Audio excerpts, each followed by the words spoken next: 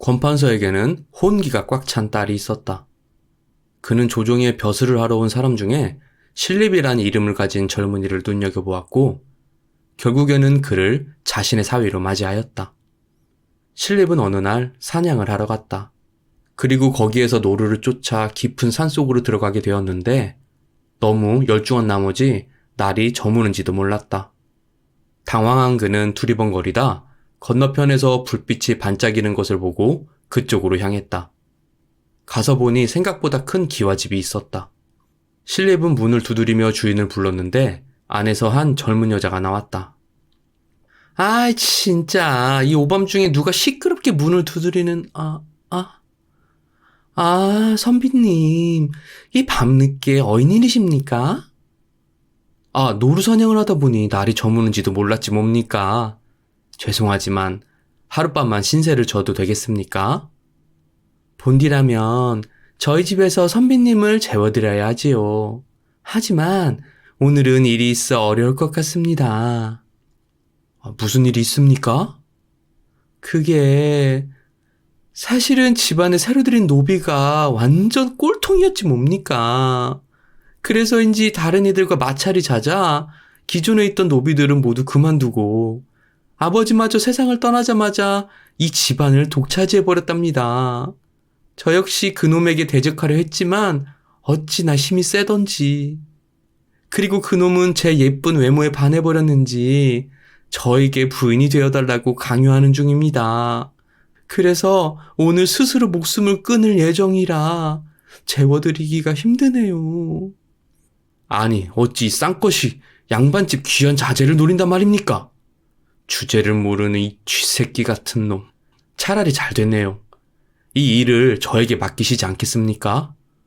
제가 그놈을 처리해드리겠습니다. 어머 듬직하셔라. 대신 선비님도 제 예쁜 외모에 반해 결혼해달라고 하면 안 됩니다. 사실 저는 스스로 목숨을 끊기로 마음먹은 참이라 난구님이 청혼을 해도 그것을 받아들일 됐고 벽장이 어디에 있소? 벽장에 숨어야겠소. 시간이 흐른 뒤 몸집이 큰 사내가 집 안으로 들어왔다. 사내는 여자에게 술상을 차리라고 시켰고 몇 잔을 들이키더니 이내 기분 좋게 취해버렸다. 그때를 놓치지 않고 신립은 벽장에서 화살을 당겨 그 사내를 죽여버렸다. 다음 날 신립이 대문을 나서는데 여인이 말했다. 아니 어쩌자고 이렇게 그냥 가시려고 합니까? 선비님이 화살을 쏴서 노비를 맞추는 순간 제 심장 역시 선비님의 화살을 맞은 느낌이 들었습니다. 사랑의 화살 말이에요. 아니 어제는 반하지 말라면서요. 그리고 스스로 목숨을 끊을 참이라고 하셨지 않습니까? 그건 어제 그 노비 녀석이 죽지 않았을 때를 대비해서 한 말입니다. 그따위 녀석의 아내가 되느니 죽어버리겠다는 각오였지요. 하지만 그는 어제 죽었습니다.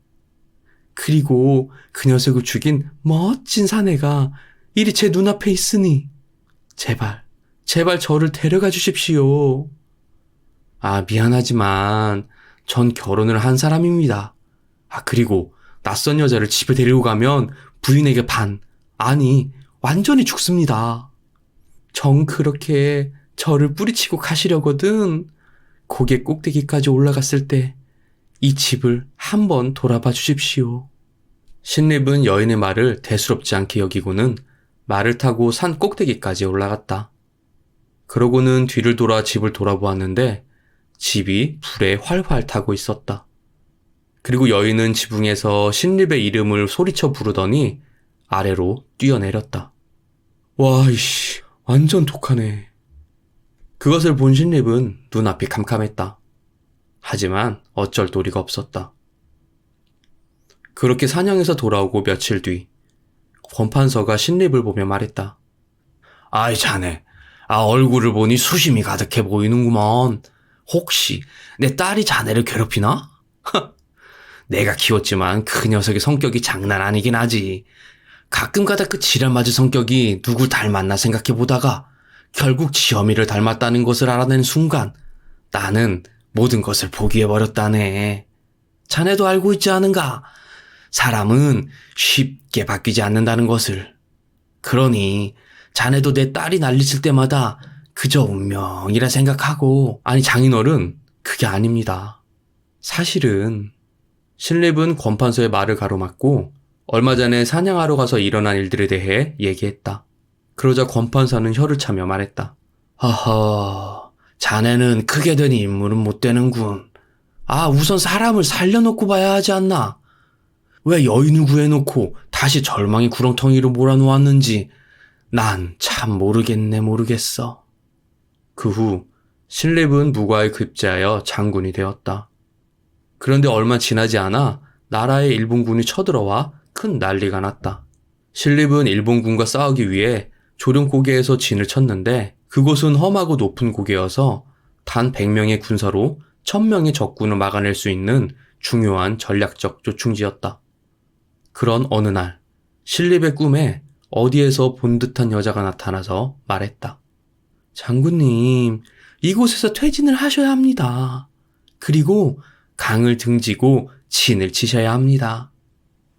하도 선명하고 기이한 꿈이라 신립은 한참을 생각했다. 오랫동안 생각한 그는 자신을 돕기 위해 신이 여인의 모습으로 꿈에 나타난 것이라 결론지었다. 그래, 배수의 진, 물을 등지고 뒤는 없다는 각오로 싸움에 임해야 이 전쟁을 이길 수 있다는 것을 알려준 거야. 역시나 기세만큼 중요한 것은 없지. 그리 생각한 신립은 조령에서 내려와 탕금대로 갔다. 그러고는 일본군에 맞서 강을 등지고 죽을 각오로 싸웠는데 결국은 도망도 못 가고 모조리 몰살당했다. 또한 가까스로 살아남은 신립은 전쟁에서 진 책임으로 스스로 목숨을 끊었다. 그리하여 그날 목숨을 던진 여인은 살아서 이루지 못한 한을 죽어서야 이루게 되었다. 자신과 같이 스스로 목숨을 끊은 죽은 신립과 함께함으로써.